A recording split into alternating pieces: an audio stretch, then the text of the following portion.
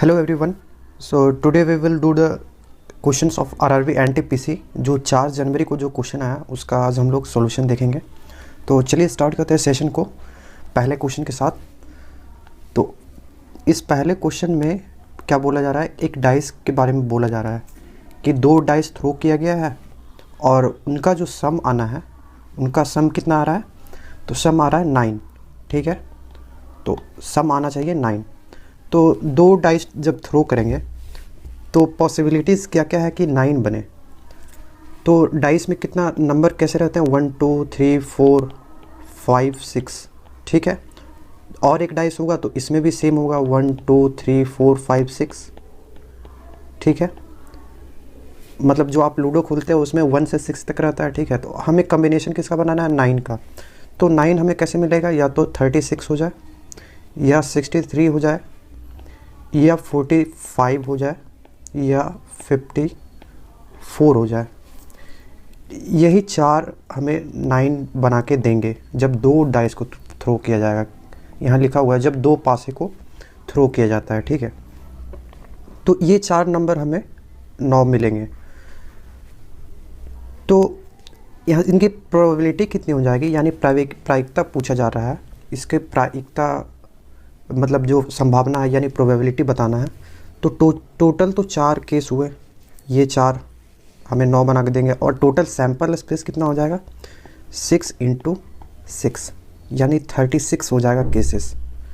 आप इसमें लिखेंगे 11 से लेके 16 तक, फिर 21 से लेके 26 तक आएगा, एंड सो ऑन। इसी तरह कितना आ जाएगा, 61 से लेकर के 66 तक। ये किस आएगा, तो टोटल जब आप काउंट करेंगे तो 36 आएगा। ठीक है, तो इनको कट करते हैं, 2 2 जा और 2 3 जा, 2 3 जा, यानी 1/9 आ जाएगा प्रोबेबिलिटी। ठीक है, तो प्रोबेबिलिटी होता क्या है, total number of event upon total number of sample space. तो टोटल सैंपल स्पेस कितना था, 36, 6 × 6। चलिए नेक्स्ट क्वेश्चन को देखते हैं। इस क्वेश्चन में बोला जा रहा है CI और SI का 2 साल का जो डिफरेंस था 1000 आ रहा था। मतलब CI 2 साल का निकालिए और जब SI निकालेंगे यानी कंपाउंड इंटरेस्ट और सिंपल इंटरेस्ट, तो 1000 आएगा। और प्रिंसिपल दिया हुआ था 25,000। तो हमें फाइंड करना है रेट। तो जब 2 साल दिया रहता है ना, जब 2 साल दिया रहता है तो क्या हो जाता है, CI माइनस SI 2 ईयर्स के लिए क्या हो जाएगा, P × R/100 का स्क्वायर। ठीक है, तो CI माइनस SI दिया हुआ है 1000 इक्वल टू 25,000। ये हमारा प्रिंसिपल है और R हमें फाइंड आउट करना है इंटू 100, और ये हो गया स्क्वायर। ठीक है, तो ये 30 से 30 कैंसिल आउट हो गया। ठीक है, तो R स्क्वायर हो जाएगा अपॉन 40 हो जाएगा इक्वल टू, ये कितने के बराबर हो जाएगा, 1/25। तो इसको कट करते हैं तो 400, यानी R की वैल्यू आ जाएगी 20%। ठीक है, R का वैल्यू हमारे पास कितना आ गया, 20%। तो आपको क्या करना है, आपको ये याद रखना है, 2 साल के लिए CI और SI का डिफरेंस का फार्मूला ये होता है। ठीक है, अगले क्वेश्चन पे आता है। इस क्वेश्चन में पूछा जा रहा था कि x + y दिया हुआ है, 4 दिया हुआ है, x³ + y³ भी 16 दिया हुआ है। तो x4 + y4 का वैल्यू निकालना है। तो हम क्या करेंगे, hit and trial method use करते हैं। ऐसा नंबर डालेंगे कि ये दोनों जो ये और ये सेटिस्फाई होना चाहिए। तो मैं क्या करता हूँ, x को 2 पुट कर देते हैं और y को 2 पुट करते हैं। तो पहले केस में चेक करते हैं, 2 + 2 4 हो गया। दूसरे केस में 8 हो जाएगा और +8 यानी 16 सेटिस्फाई हो रहा है, यानी हमारा ये हिट एंड ट्रायल काम कर गया। ठीक है, तो अब इसमें पुट कर देना 2 to the power 4 + 2 to the power 4, ये कितना हो गया, 16 + 16 बराबर 32 हमारा आंसर हो जाएगा। ठीक है, तो हिट एंड ट्रायल यूज़ करना ये सिंपल था। अगला क्वेश्चन पे आता है। इस क्वेश्चन में बोला जा रहा है x + y जो है एक काम को 20 दिन में कर सकता है। ठीक है, 20 दिन में कर सकता है और 15 दिन वो दोनों साथ काम करते हैं और फिर y छोड़ देता है। ठीक है, तो 15 दिन साथ किया और y छोड़ दिया, उसके बाद जो बचा हुआ काम है वो x 10 दिन में करता है, x करेगा 10 दिन में। ठीक है, तो अगर x अकेले काम करता है तो कितने दिन में कर पाएगा।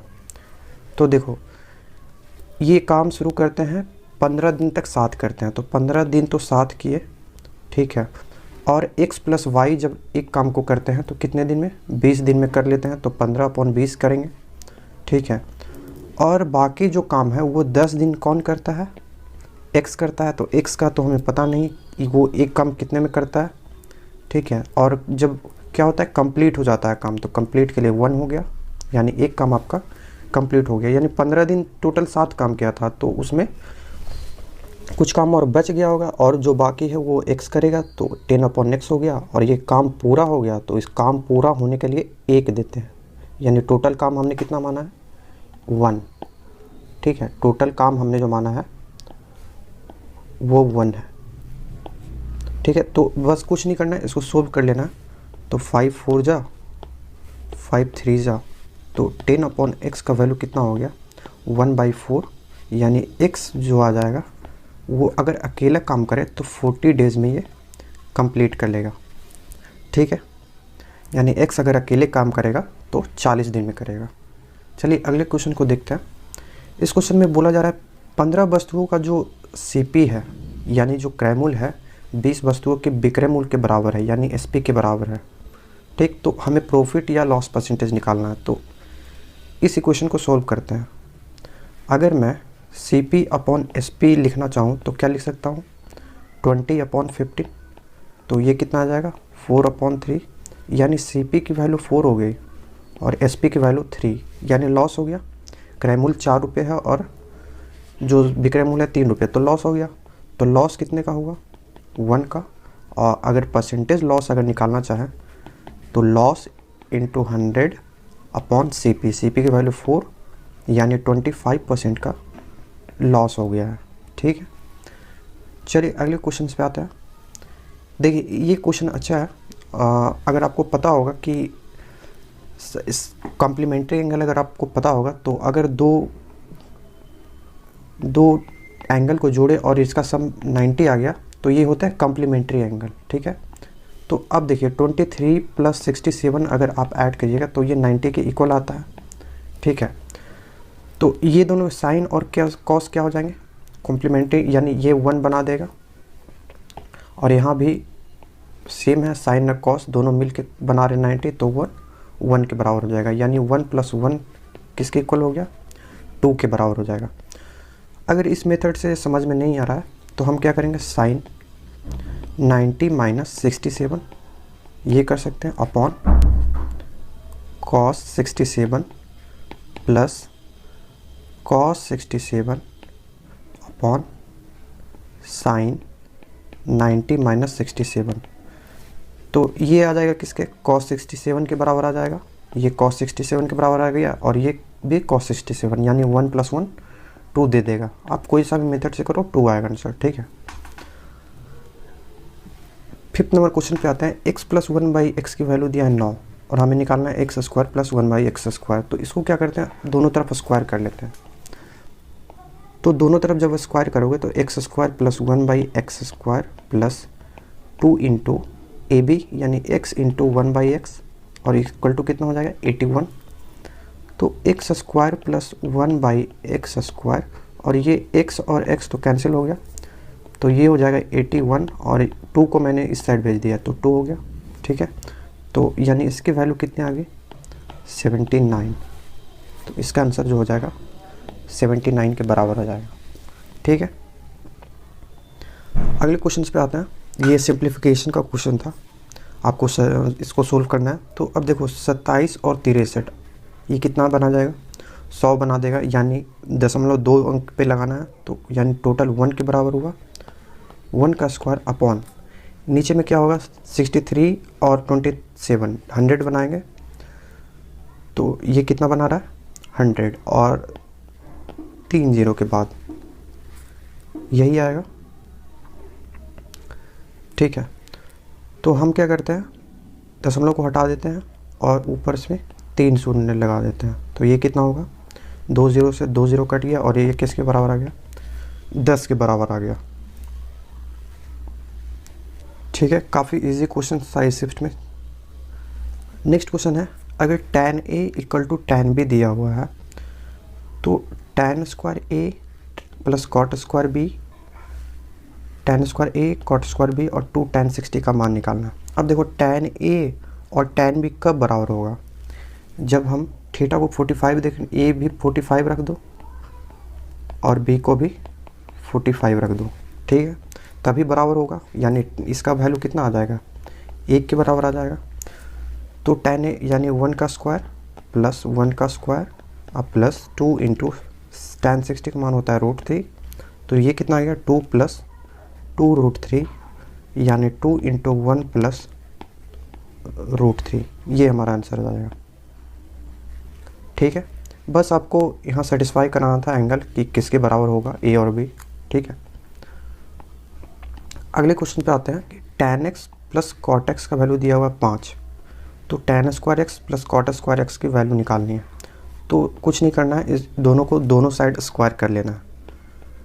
तो tan square x plus cot square x plus 2 tan x into cot x equal to कितना हो जाएगा, इक्वल टू हो जाएगा 25।